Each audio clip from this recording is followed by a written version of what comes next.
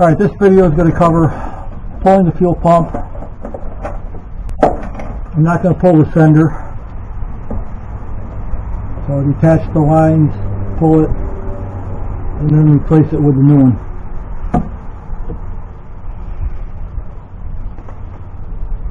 First thing, ventilation. I've got a fan at the far front of the car, blowing air under the car towards me. That way if there's any gas fumes, they're being vented out of the garage. I'm not going to use anything that's going to cause a spark. So, to get the pump out, I'm using an aluminum bar.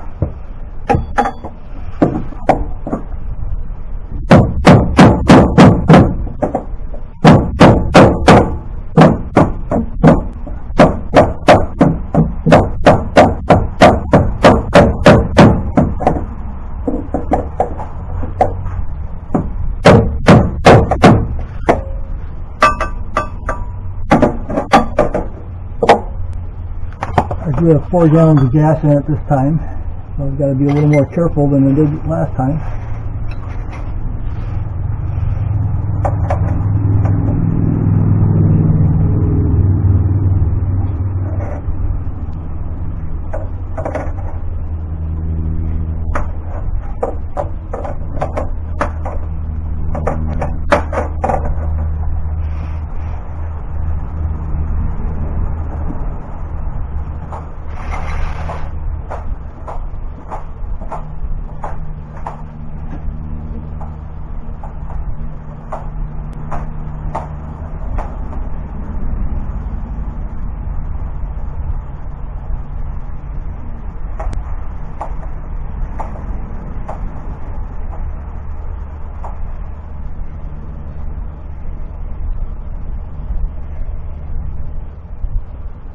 There's actually some pressure built up there.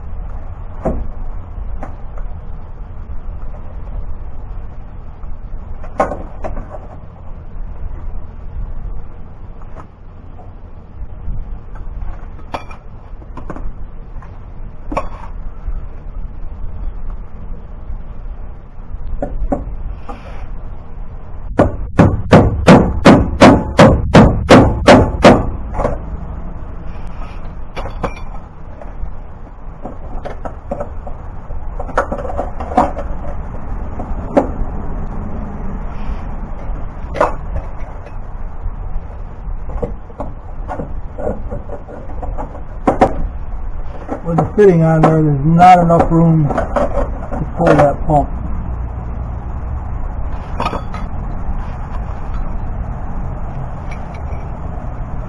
And one thing you'll notice is that the depth of this first fitting is about 1/4 inch from the plate. So that's putting this elbow up high. So the new one, I should gain an extra 1/4 inch. So that will be useful.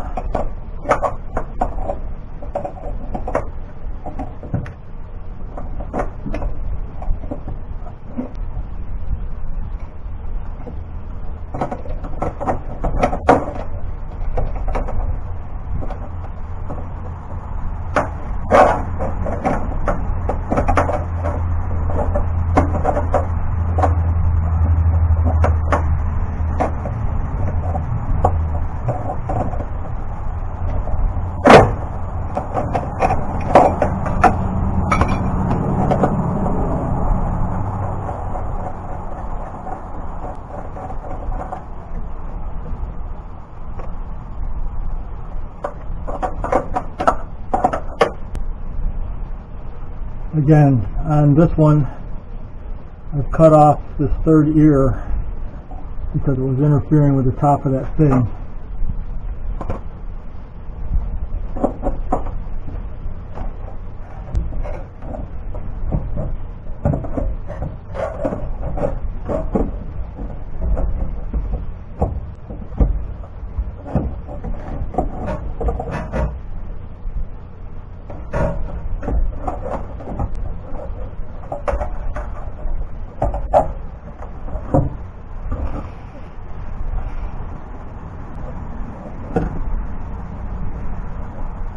I'm going to cap that before I leak some more gas on myself.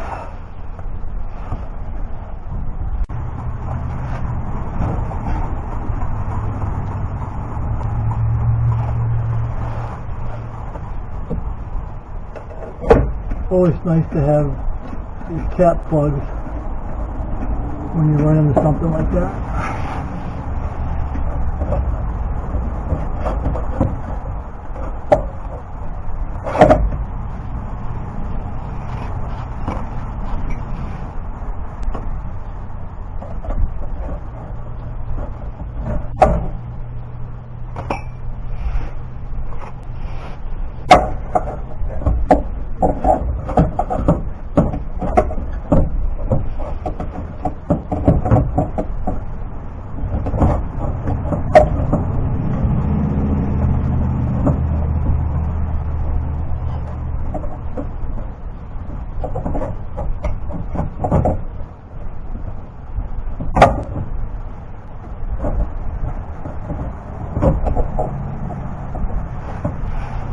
Last time I did this, I had the tank dropped a couple inches.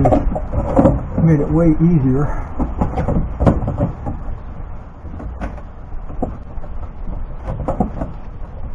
Now it's hanging up on the sock. I got that. So there it is, the original.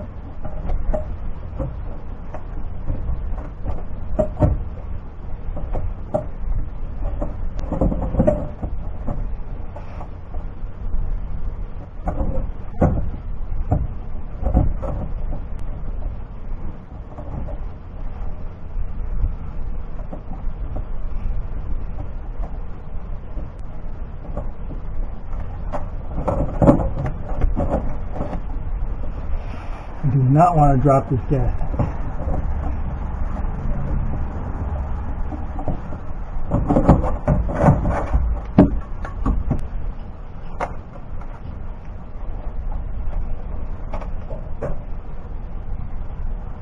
Okay, my 4-gallon level, I'm way down here where these ribs are. So I'm not even close to this hole. I've got a good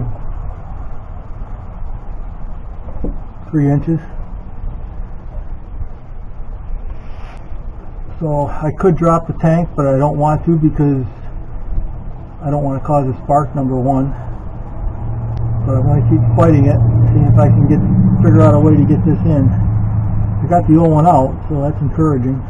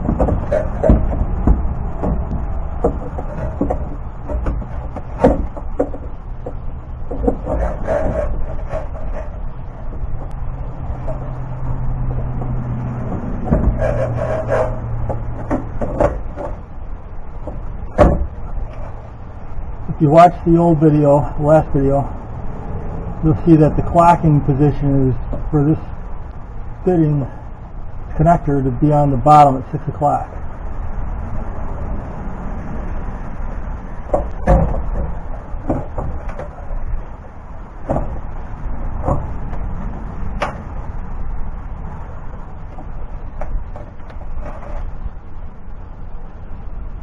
It actually went in well.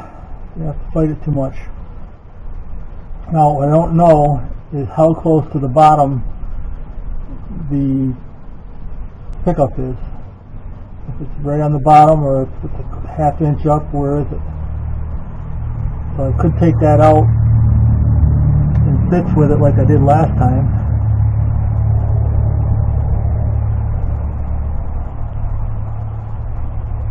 I think I'm going to leave it where it is.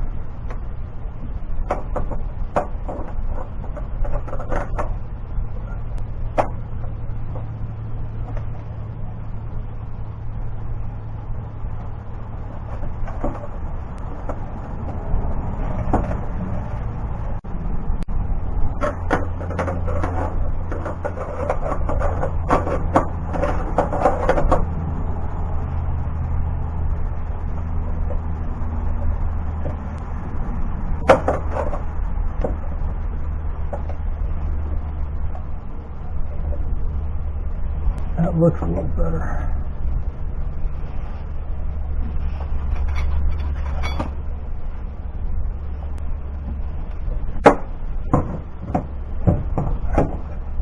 I do have a new O-ring in there, so that could be holding it out a little bit too.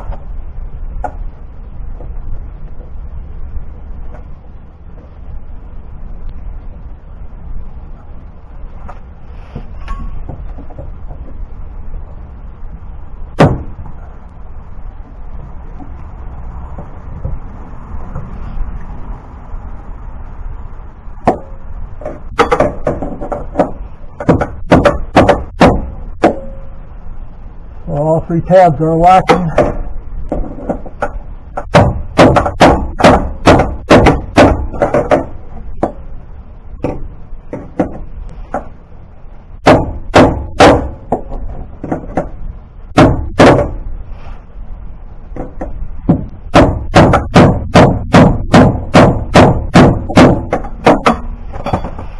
So I tighten it up. I tighten it so that the locking tabs match up with this ring, with the end of the ring. They actually would touch, so that'll stop it from turning anymore. Now I needed to clock the flat on this hydraulic fitting so that right now it is right against that ring. There's no clearance in there at all.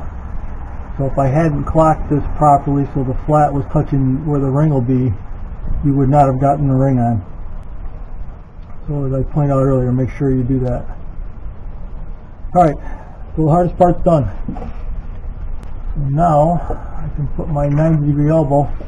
Also notice this 90 is the smooth 90.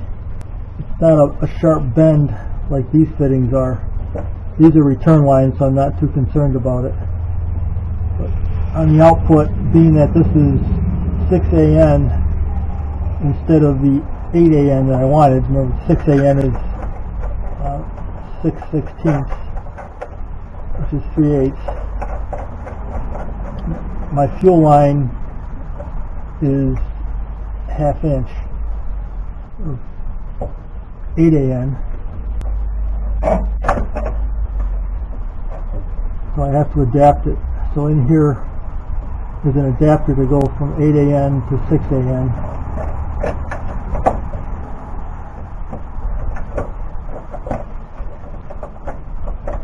So that's a concern, but I don't, being that the old line was only 3/8 of an inch, I'm not worried because the car never ran lean. So I know it'll work.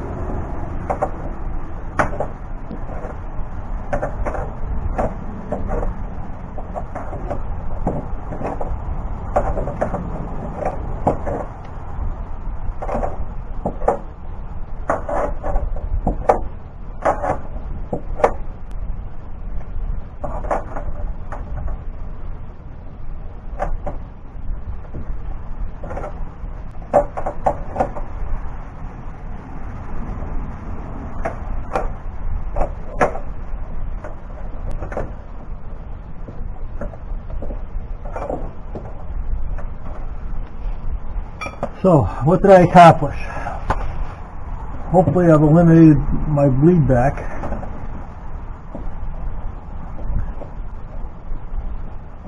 Having this fitting closer to the housing gave me a little bit more clearance up here on top for these fittings. So that worked out well. Pushing it all the way to the bottom is the way you want to go.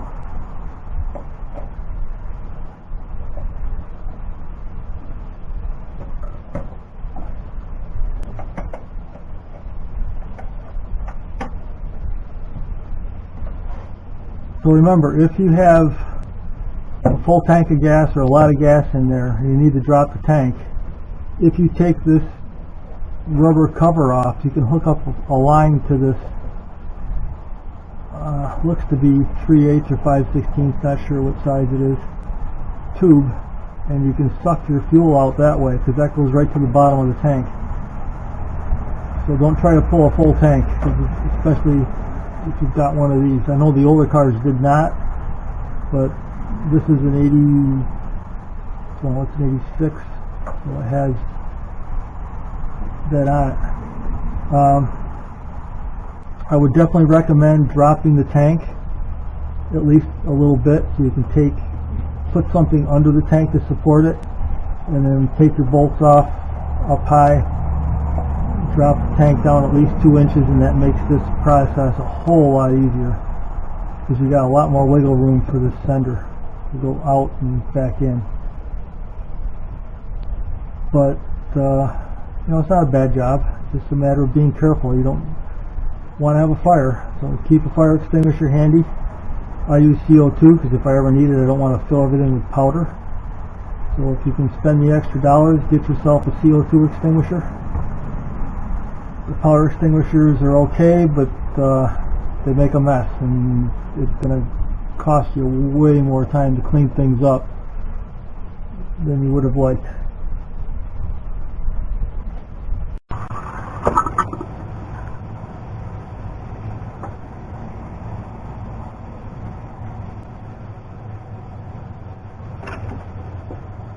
Alright, so I'm on 30 psi. Try to bring this up.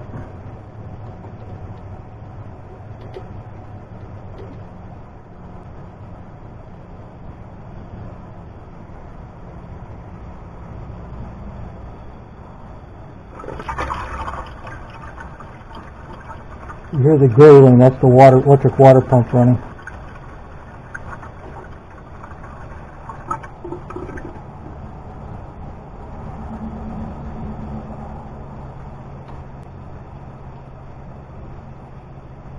.60 psi.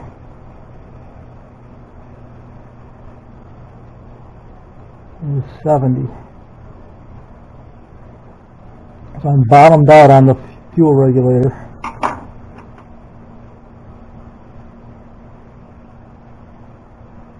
Now, one thing to keep in mind, if you have a regulator with a gauge, a buddy of mine's a crew chief for road racing teams, and he says that they only use these gauges for tuning because they have been known to fail in racing. So if you have a gauge on and you're going to go race it, track it, whatever, they recommend that you plug it because that'll keep a potential leak in your engine bay from happening. So only use these gauges, this is an oil fill gauge, while you're doing tuning. And then once the tuning's done, take the gauge off and plug it. I've also got an internal dash gauge.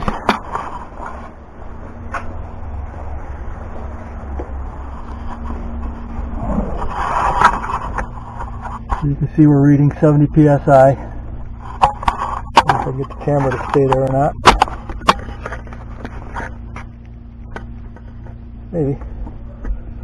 So now the test is to shut it off and see if we can maintain pressure. So here's something interesting that I just discovered. Fuel pressure indicates 43 psi. The key is turned off. But if I go out to the car, the front of the car, fuel pressure is 0. So I still have some kind of a bleed back, and I have no idea where it could be. It can't be on the downstream side of the pressure regulator because the pressure regulator will hold 45 psi. So it's got to be upstream that it's bleeding back through, and I have no clue as to what it's going to be. I've even put a check valve. I had a check valve here on the input of the fuel log. So it would come up through the pump, through the filter, into the fuel rail, and then over to the regulator. So even with that check valve in there, I was getting bleed back. So at that point, you're going to suspect the injectors that maybe they're leaking, but I've not found a problem with them. I've actually pulled that fuel rail and not found anything leaking through. I put new injectors in just in case that was the problem. So I'm at a loss as to what's causing it. On the plus side, I've got my fuel pump switch, so whenever I need to start the car, I'll just fire the switch, run the pump, pressurize it, and then I'm good to go.